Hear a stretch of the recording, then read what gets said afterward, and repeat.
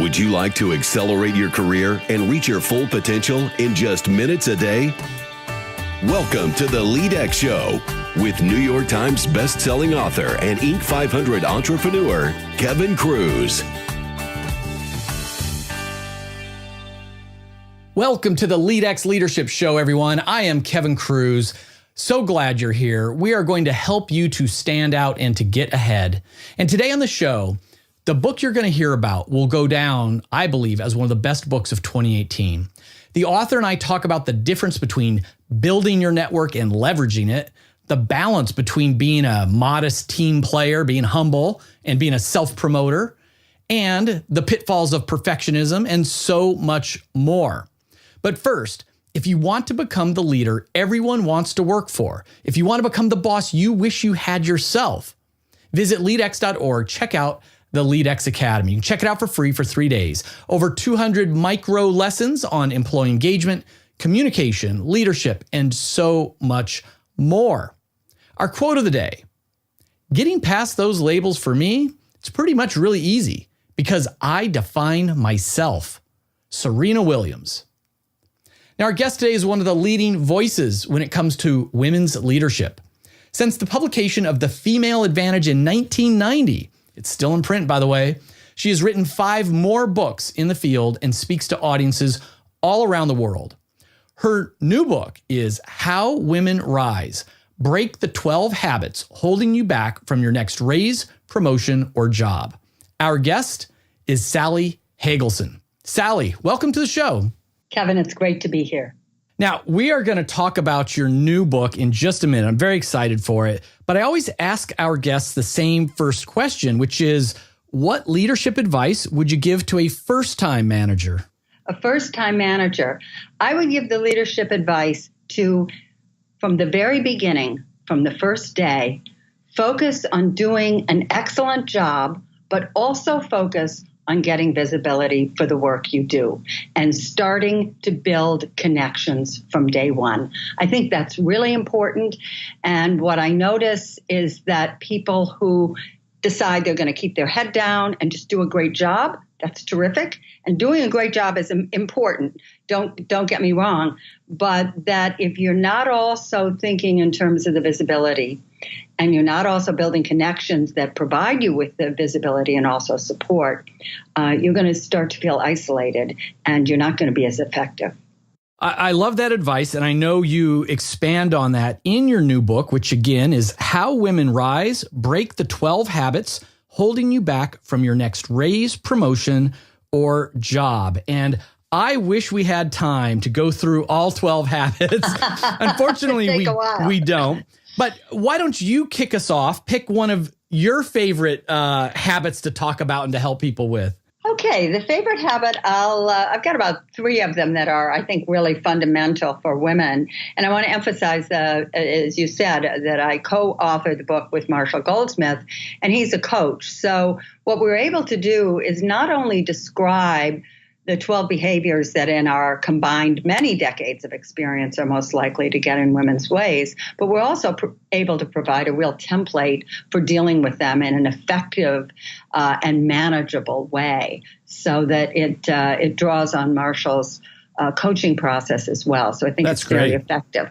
But the behavior, one of the foundational behaviors, and it relates to what we talked about in the lead-in, for women, is expecting others to spontaneously notice and reward your contributions and your hard work. I became aware of this some years ago when I was doing a survey for a group of partnership firms, and they asked me to talk with female partners about what they found younger women who were associates or just coming in, were best at and what they were worst at. And it was really interesting because the answers were pretty consistent. They said they're best at doing high quality work. They're extremely conscientious. They dot the I's and cross the T's. And they're worst at bringing visibility to their work, bringing notice to their work. Often if they're complimented on their work, they'll say, oh, my colleagues did that, or my team did that, or it was a wonderful client, or this boss is so easy to work for, all of which may be true, and which is a very generous response, but almost pushing aside any kind of credit that they could claim for that.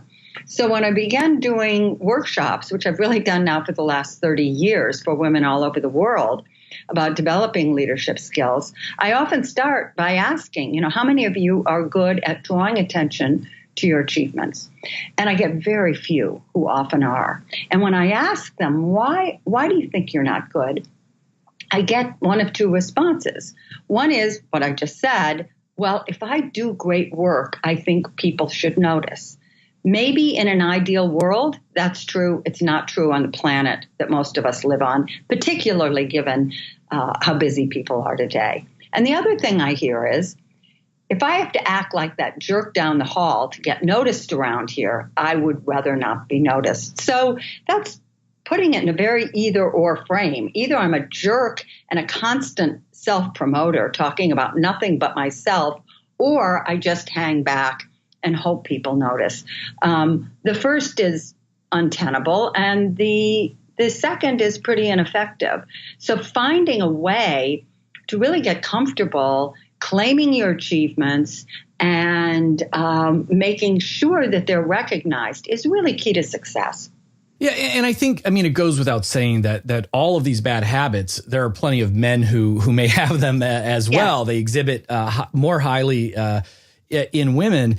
And I like the way you talked about it's not an either or, because even myself, I was raised, my father was, God forbid I would do a good play on the Little League baseball field and cheer or something. He would tell me afterwards, like, you don't boast, you don't brag, you don't draw attention to yourself. So my messages were always, the work will speak for itself. You always, if anybody asks you about something that you've done yourself, you always put the word team in the first sentence. I can still see many professional athletes use that trick.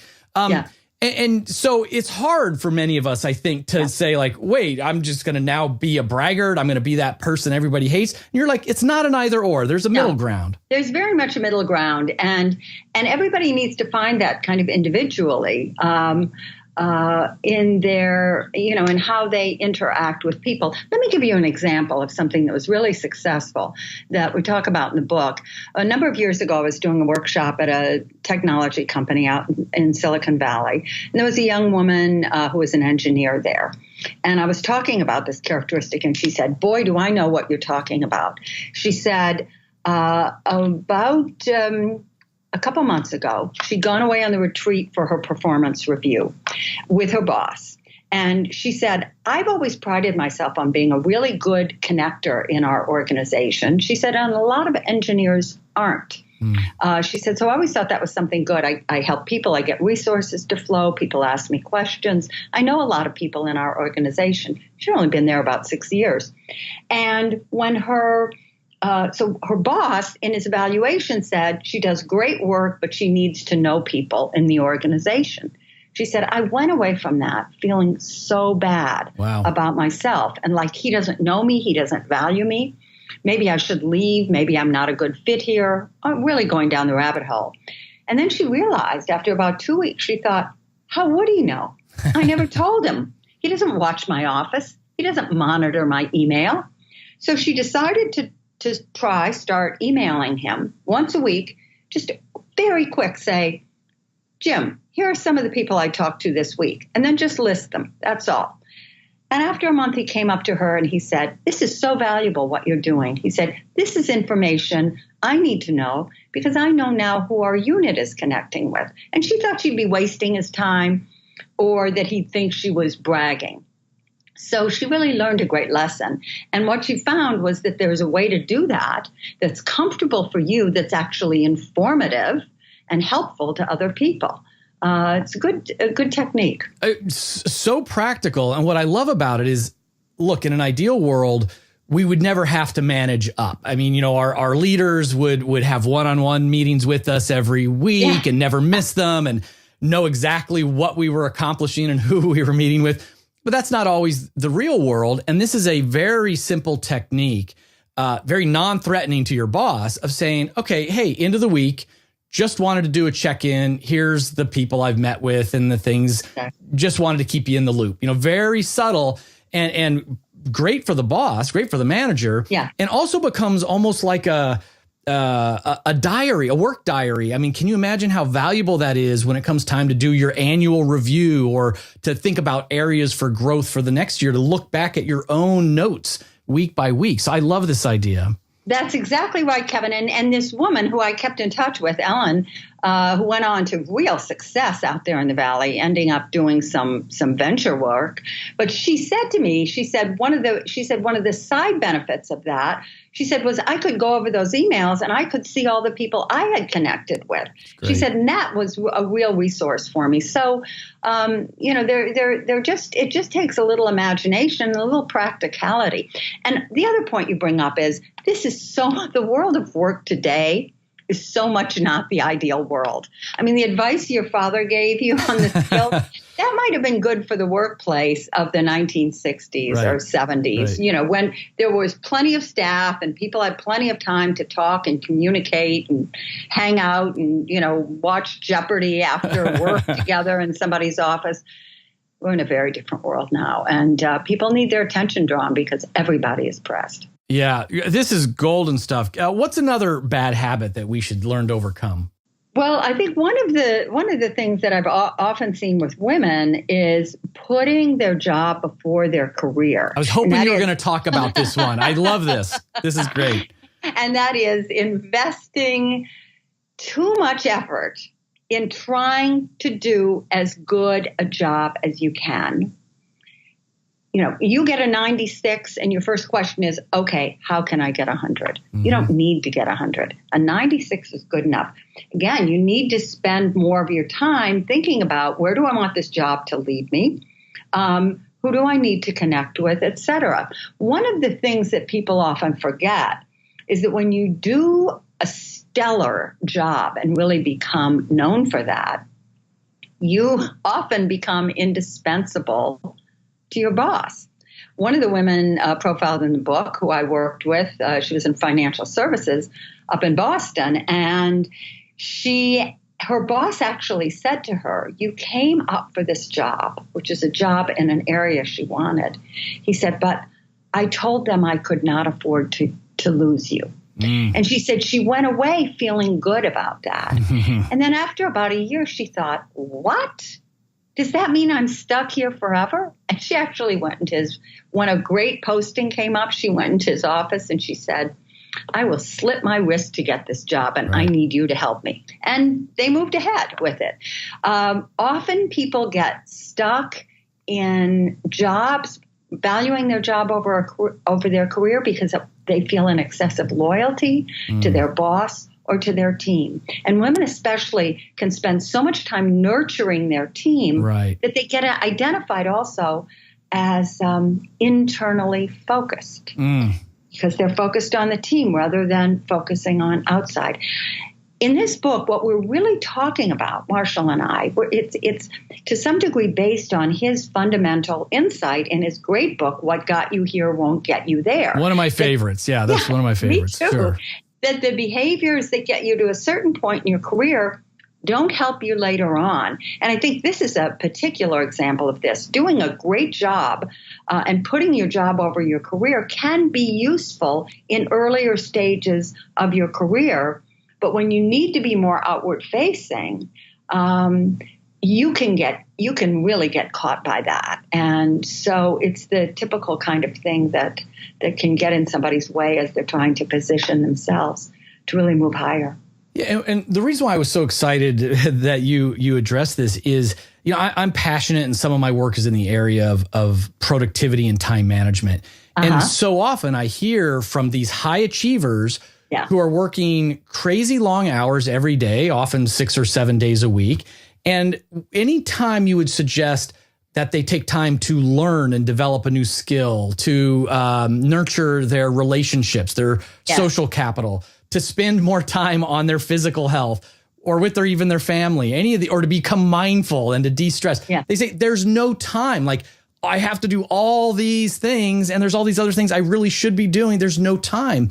And this is exactly the point. Often they're so focused on succeeding in their job, the short term, succeeding in the day or the week, they're totally selling themselves out for the long term. They're hurting themselves in the long term. And on a personal level too, in terms of health, long-term relationships at home or whatever. So there has to be a balance. As busy as you feel, you can't do job without also investing in career.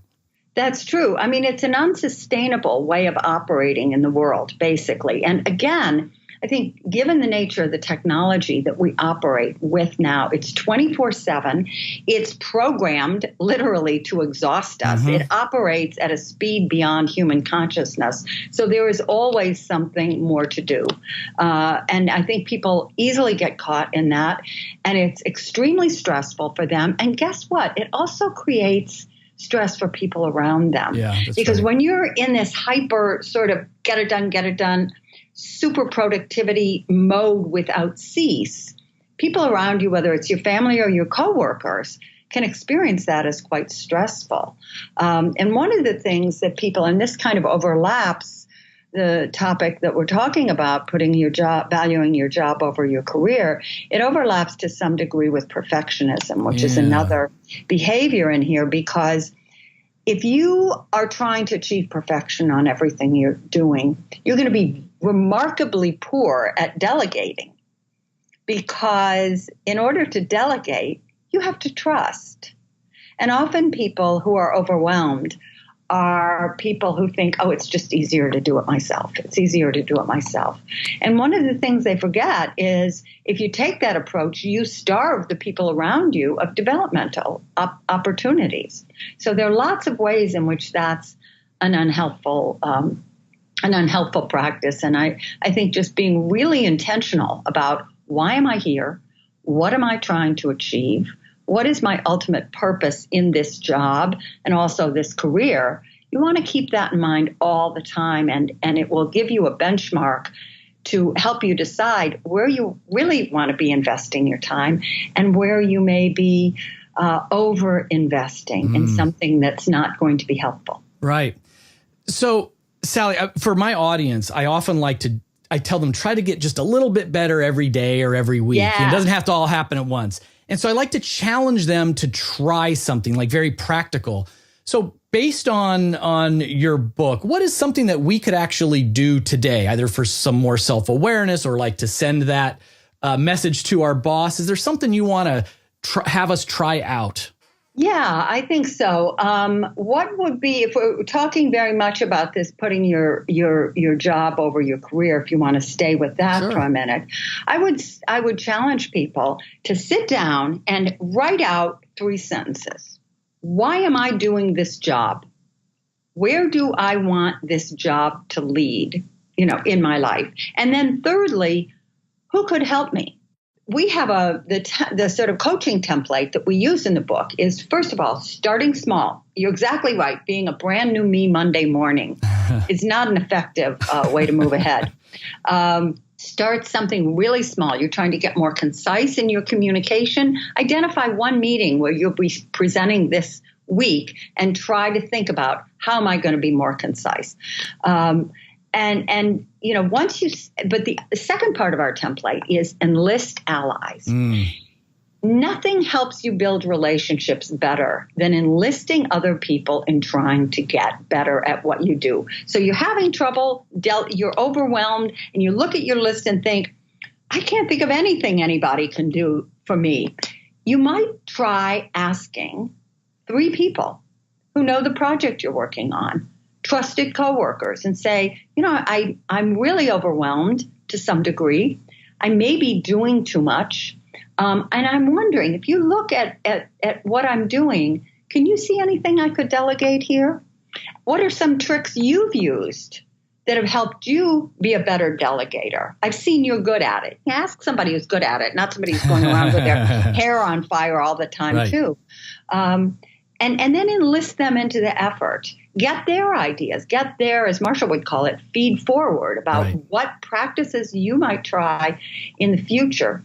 I think that when you're trying to institute any kind of effective, long-term behavioral change, even at the smallest level, the most important rule is really not to do it alone. It's too hard It's too hard. You need fresh eyes and you need support. And there's something else too. If you're trying to get better at something, you want people to know that you're trying to get better. Because again, we're in a busy workplace. So you might be running around stressed and with your hair on fire, and you're trying to become less, operate much less in that way. But people are going to know you as the person who was running around and was stressed with your hair on fire. So the only way to bring real visibility to that and to advertise that is to bring other people into the process. Because then when somebody else says, oh boy, Kevin is always on such a tear, that other person can say, well, I think that's been true in the past, but have you noticed, like, for example, in that meeting, how relaxed and, oh, yeah, I see, you're right. Maybe he is changing. And that's the way you get your reputation to develop along with you. It'll be more accurate when you bring people into the process. Such great advice. And you hit on something that I've often viewed as sort of a secret to success, is that so many people think that you build relationships and make friends by doing them favors, by helping them. I think it's the reverse. The fastest way to make friends and really bond is when you ask someone to do something for you, when you ask for a favor. I think they call it the Ben Franklin effect, from some myth about Ben Franklin borrowing a rare book from his rival or something in Philadelphia. And I think that's just phenomenal. Is it brings people in, they can give you that help, and it gets their awareness on how you're trying to improve. I've chuckled a few times when Marshall has said some of the executives he works with, they do change right away, but it takes forever for everybody to notice it. That's right. That's right. Because they're not necessarily bringing people into the loop. And that's really important. And I think the point you make about asking people for help is really, really important. One of the behaviors in this book, which, I notice because I do all these women's leadership workshops, that is often a problem for women, is they're great at building relationships, but not that good at leveraging relationships. That is bringing people in as allies, saying, I need help with this. Do you have any thoughts on this? Engaging them. I'm getting stepped on a lot when I speak in that meeting. Could you possibly speak up on my behalf or notice when it happens? Things like that. Just leveraging relationships. I'm trying to achieve this objective. Do you know anyone who could help me? Is there anyone in your network who could be helpful to me? And women will often hang back from that. And, some men aren't great at it either. But when they do, I think often it comes because there's a sense they're not recognizing that, first of all, that exchange of favors is really how the world works. And it's a good thing. And that when you ask somebody to help you, you're really providing them with an opportunity to, in the future, ask you to help them. So there's an element of reciprocity in it. It's not about like, oh, can you help me? I'm having trouble. No. It's I'm having trouble with this. And you can even say, if you're having trouble with something down the line, let me know. I'm glad to be a resource for you. So it's a way of building those kind of buddy relationships that are so useful in organizations. Yeah, I'm glad you addressed that chapter as well, because I wasn't quite sure I was fully getting it. And that now that you explained it, I understand that women are more likely to go ahead and build those networks, but not tap into them. And you triggered in my mind, I recently met with an old boss and partner. He's one of the most successful business people I know. And we were talking. And as you were explaining about leveraging, I realized almost everything he did for me was giving me names and introductions to people. It was like breathing for him. I would ask him his advice about a certain topic, and he would give me 3 names. I would ask advice about this topic. He would give me a name, and then he's followed up with some email introductions. Right. And I need to improve at this as well. But I think at the highest levels, that's how things are done, and that's what they default to. That's exactly right. And as I have been observing the workplace and participating in it for more and more decades, I see the people who are most successful are the best at doing that. They're the best connectors.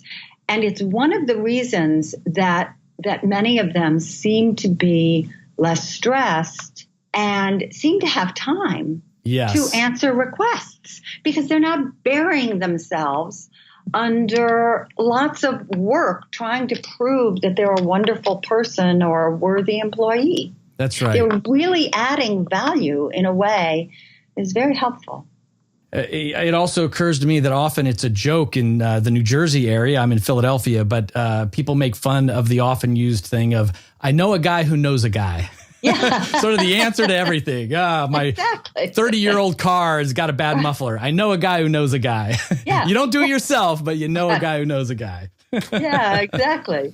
Sally, this has been delightful, and we are only in April as of now, but I'm predicting that I'm going to say that this is going to be one of my favorite books of the year. It's that strong. My listeners, I've had over 250 guests on the show. My listeners will know I don't say that very often. So this is a special book.